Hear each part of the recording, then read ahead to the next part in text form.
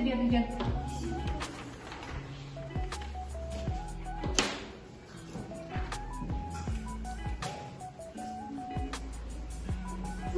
Жазып болдық па? Бір-бірімізбен алмастырайық. Тәртіптерімізді. Қолымызға қарандаш аламыз. Қолымызға қарандаш аламыз. Тез-тез. Мұнда дұрыс жауаптары берілген. Көршімізді тексереміз. Тез-тез тексерейік.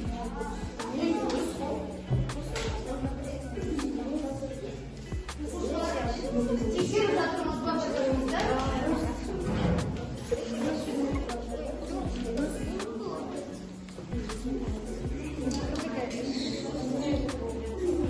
Тексеріп болдық па? Абылай айта қойып, қаншада қаншасыdır?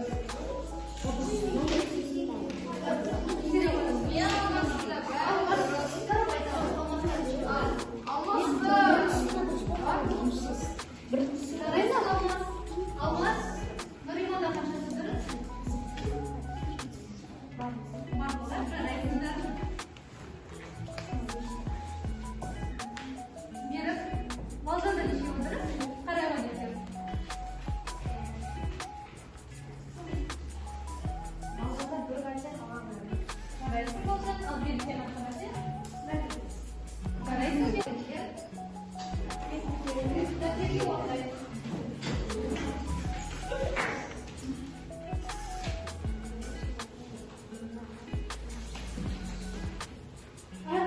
Әрқайсында дәптерлі.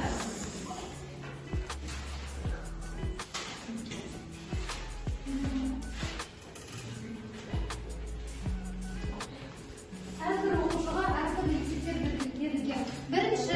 Бірінші дискрипция құрастырып алайық. Бірінші есептен пайызын табыңдар. 50 санының 10% табыңдар депті, солай ма? Бұл жерде 50 санының пайызы қанша? 10% ба, 100% ба? 100%. Сонда біз 50%-ден 100% деп аламыз. X қай жерде жазылады? 50-дің астына немесе 100%-дің астына? 50-дің астына. Сонда содан кейін біз оның 10% табамыз, солай ма?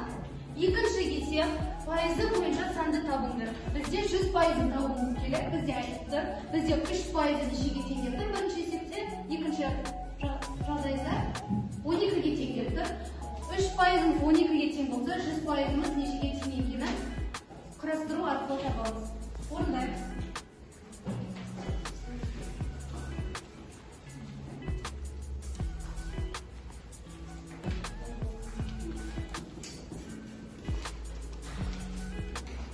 Бірінші оқушы маған тапсырмаларына бере қойды. Тексеремін.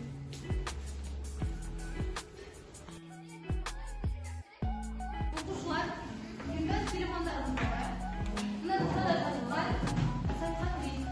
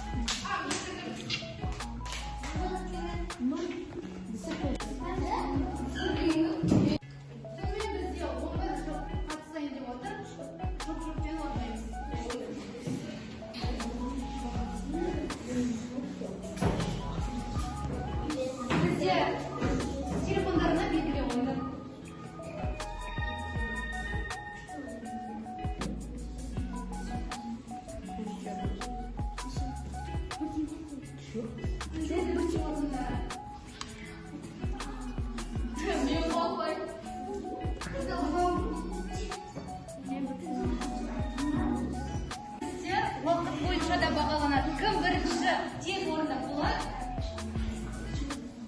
Балдарым болады.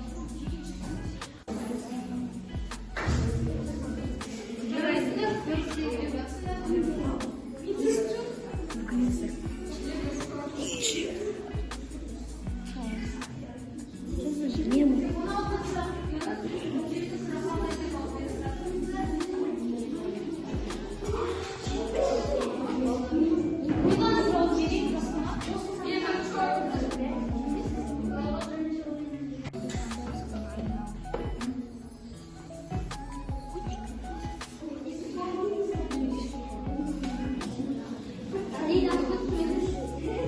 Бірінші орында Нұриман, екінші орында Айсұлу, үшінші орында Рахметжан. Мен бесінші орын болдым. Не қойсың? Әлі толық жауап берген жоқ. Нұриман бірінші орын, Мансұр екінші орын, Ахмет Чемена. Медина үшінші орын.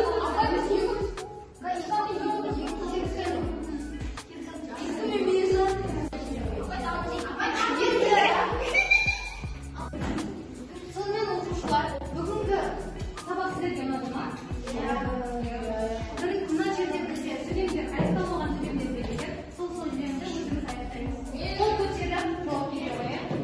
Мен пайызбен бастым. Содан кейін Медина айта алмайды.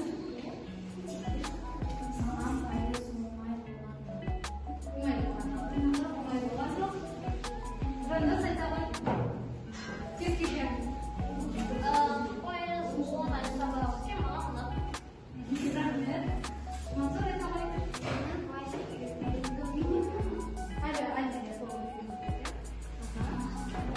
Амина айта ғой. Пайыз дегеніміз санның 101 бөлігі болып қой ма? Әлде де пайыз туралы өтесіңдер алынған сыныптарда да. Енді үй тапсырмасына 826 есепті ала қояйық. Пайыз туралы басқа сұрағымыз жоқ қой? Онда сабақ аяқталды, сау болыңыздар.